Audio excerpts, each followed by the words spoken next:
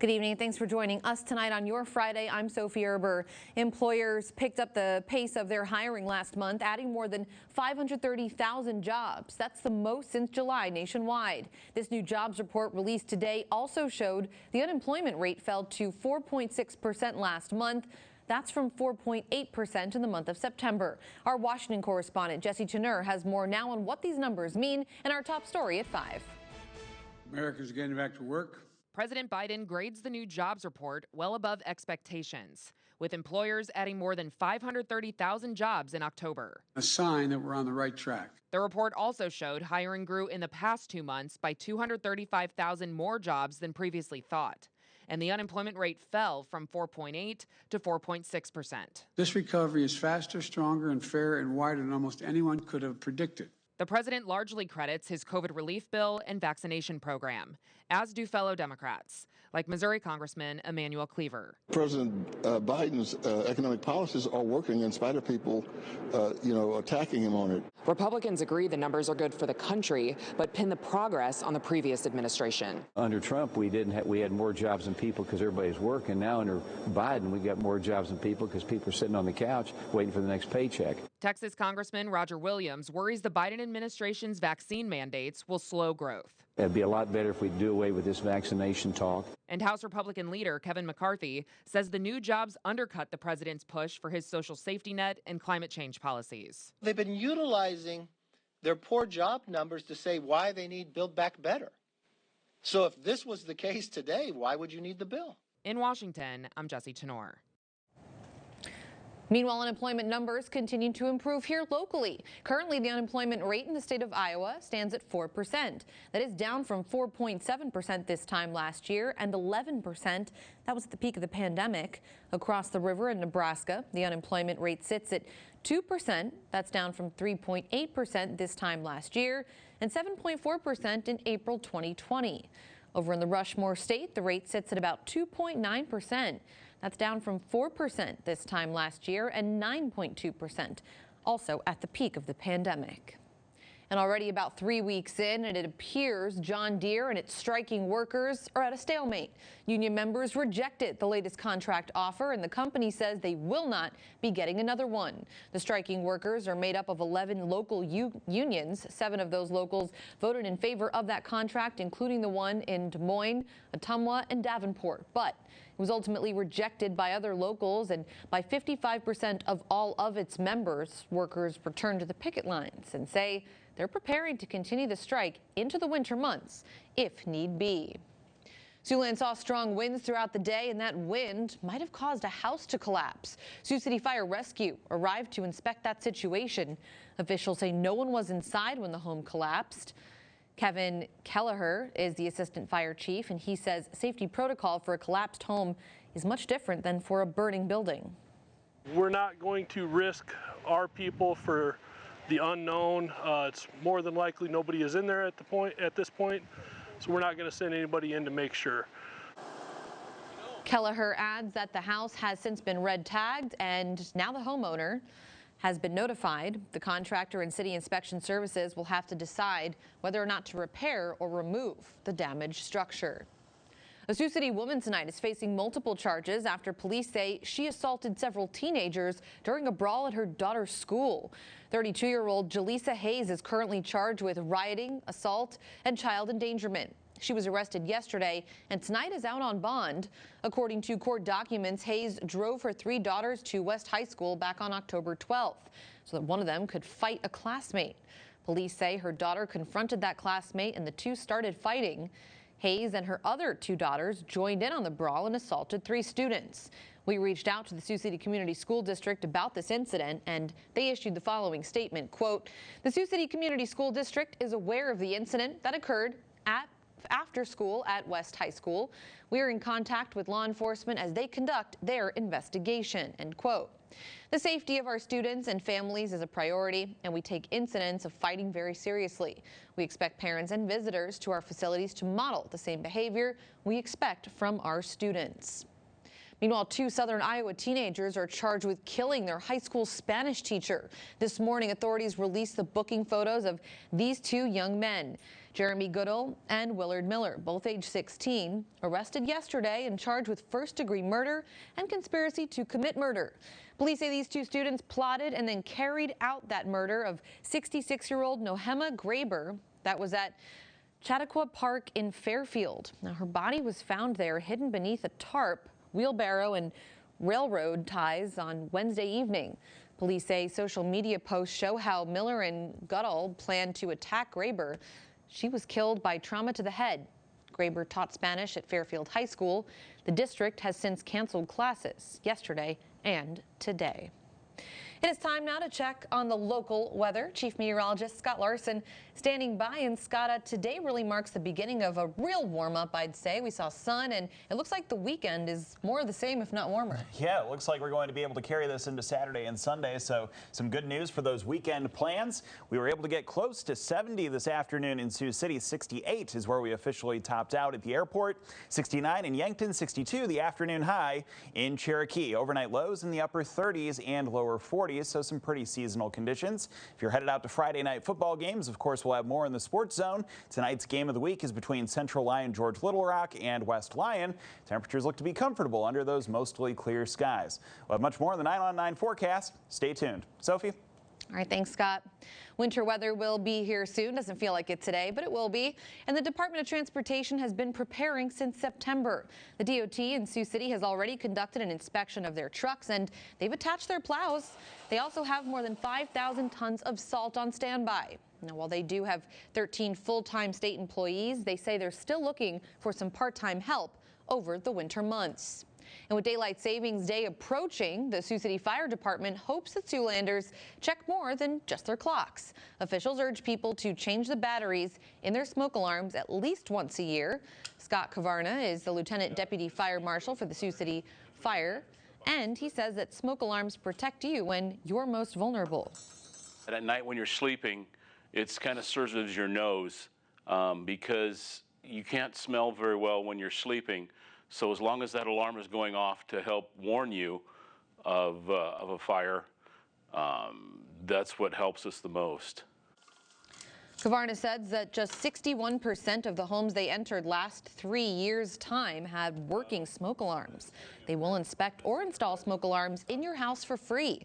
If you'd like more information, you can visit our website right now at SiouxlandProud.com. Funeral arrangements have been set for longtime member of Siouxland's journalism and sports community. Terrence Terry Hersom of Sioux City died Sunday, October 31st, at the age of 71 after suffering a heart attack. It happened Saturday night in Chicago. Hersom retired back in 2016 after 38 years of award-winning sports editing at the Sioux City Journal. Visitation will be November 8th from 1 to 7 p.m. at the Morningside Chapel. The funeral will be November 9th and at 10:30 in the morning at the Church of the Nativity. Burial will be at Memorial Park Cemetery. Well, honoring General Colin Powell, the first black Secretary of State, laid to rest officially today. We'll take you to that ceremony coming up. And it's going to be a terrific weekend in Siouxland with high temperatures hovering around 70, lots of sunshine and relatively warm, but we're going to have some wet, windy, and cooler conditions next week, serving as a reminder that it is, in fact, November. Join us for the 9 on 9 forecast. That's next. You're watching KCAU 9 News with Sophie Erber and Chief Meteorologist Scott Larson. This is KCAU 9 News at 5. And as we move into next Saturday, there's even the potential of having a few snowflakes mix in with the rain as we get into Saturday morning. So some more winter-like weather isn't too far away, so enjoy those warm conditions that we'll have out there this weekend.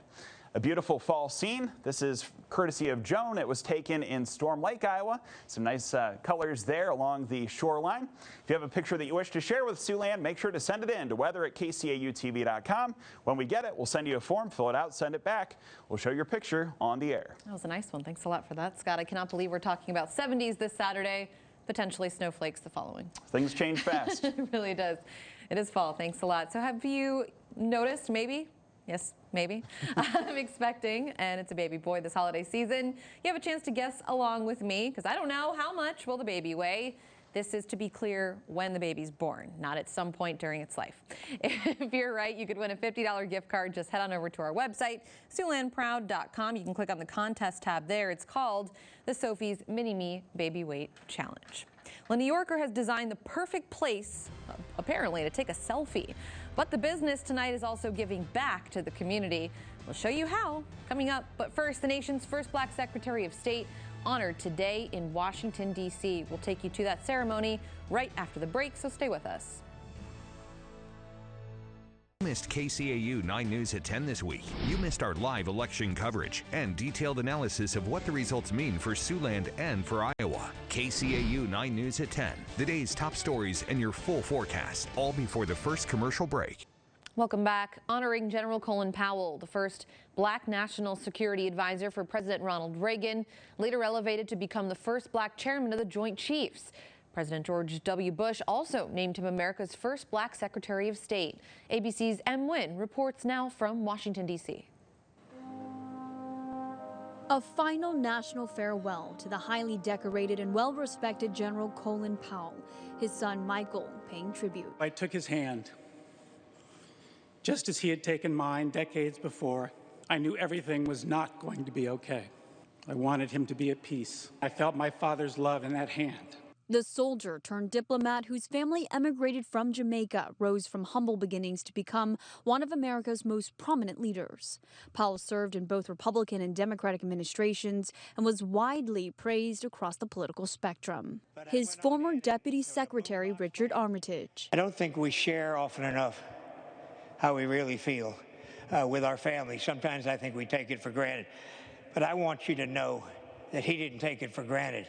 Within the walls of Washington's National Cathedral, President Joe Biden, former Presidents Barack Obama and George W. Bush, as well as former Secretary of State Hillary Clinton. Biden describing Powell as a warrior who put country before self. I've heard it asked, are we still making his kind?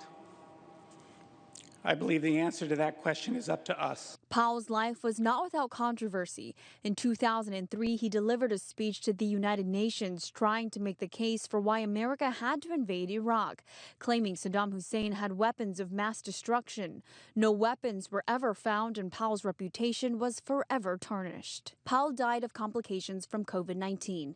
He was also battling blood cancer and Parkinson's. He is survived by his wife, 2 daughters, and son. He was 84. Colin Powell was a great lion with a big heart. We will miss him terribly. Powell served 30 years in uniform. He was already planning to get his booster shot when he fell ill to a breakthrough COVID-19 infection. M. Nguyen, ABC News, Washington. News Nation Prime gathers news from across our country at 8 every night. But before that, Leland Vitter and Dan Abrams break down today's hottest topics. We have a preview. Job numbers rebound, but inflation still hits every American every day. We break down if now is really the best time to spend trillions of dollars. Plus, what Donald Trump could learn from Governor-elect Youngkin if he plans another run. That's On Balance. Here's Dan. Thanks, Leland. Tonight on Dan Abrams Live on News Nation. Should women have to register for the draft? Right now, they don't, and some saying they shouldn't have to. But isn't this just the next step in equal rights for all Americans? That's tonight on Dan Abrams Live. All coming up on the fastest growing cable news network in America, News Nation, available on the channels on your screen or check your local guide. Well, it's a perfect backdrop for taking a selfie, supposedly, while helping the community it's in. This is the New York business. We'll explain coming up next. An entrepreneur in New York has officially founded the perfect place to take a selfie. Reporter Jazz Williams has more now on how this business is also giving back to its community. When the 716 Selfie Museum opens its doors this upcoming weekend, curator and full-time single dad Mark Parker will finally see a lifelong dream of his come to fruition. A space that allows visitors of any age to create lasting memories and give back. This is an opportunity to come here and have a different type of fun, something that Buffalo has never had. The museum's concept was inspired by Parker's teacher, Rhoda Kittleson, who encouraged him to go for his dreams. It was because of her influence that Parker says he created the Rhoda Kittleson Academic Achievement Program. an incentive designed to encourage younger students to excel. It gives tickets to school districts and teachers as a weapon to use for academic achievement, whether they're being good in class or they're getting good grades, or hey, they had an outstanding week. Boom, here's tickets to the Selfie Museum, come on down, and those are free. Admittedly, Parker says his space may not have as many booths as other venues with similar concepts, but what they do offer is an original experience, like a Fresh Prince of Bel-Air themed setup, a Facebook jail, and a Bill's Mafia tailgate booth, complete with an upside-down grill, hot sauce, and smashed table. At the end of the day, Parker says he just wants everyone to have a good time in the city that raised him. We've had bars for years. There's no reason to always, go out and celebrate with drinking. We want to be able to bring a different type of entertainment, not only to families, but just to an individual, especially our young people. We take a live look outside right now. Sunny skies, clear over Cherokee. Scott returns with one more check on your forecast for the weekend just after this break. Stay with us. Before we wrap up here at 5, let's check in now with Tim for what's coming up at 6. Hi, Tim. Hey, good afternoon, Sophie. Community members in Fairfield, Iowa tonight say they remain in shock after one of the community school teachers was killed. The police there say that the teacher was killed by 2 students. Police say that social media posts show how the students accused in her death planned the attack. We'll take a closer look at that investigation coming up tonight at 6. Also, the Iowa DNR is reminding drivers that now is the time to pay extra attention to signs marking deer crossings.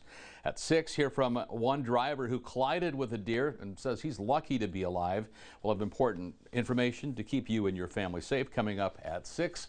And of course, tonight is another big night of high school football playoffs. Not only Iowa and Nebraska, but South Dakota, all on the turf tonight. Jake has that all squared up. We'll check it coming up at 6.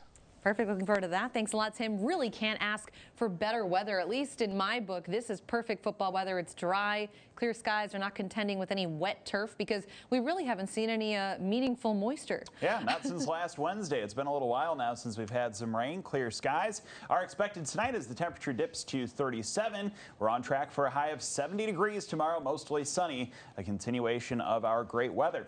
Heading into Sunday, make sure to turn those clocks back 1 hour. It looks like the temperature, though, will hold steady, becoming cooler gradually over the course of next week. Some rain chances on Wednesday, Thursday, and again on Saturday, perhaps mixing with a snowflake or 2. All right. Thanks, Scott. Thank you for joining us. We'll all see you here tonight again at 6. But until then, have a great night and a good weekend, everyone.